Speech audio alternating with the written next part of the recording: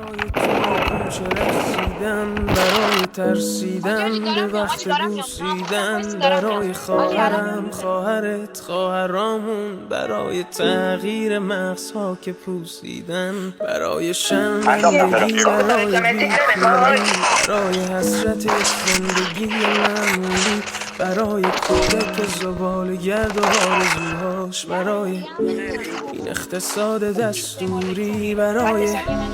این هوای آلوده، برای ولیعصر و درختای فرسوده، برای پیروز و احتمال انقراضش، برای سگهای بیگناه ممنوعه، برای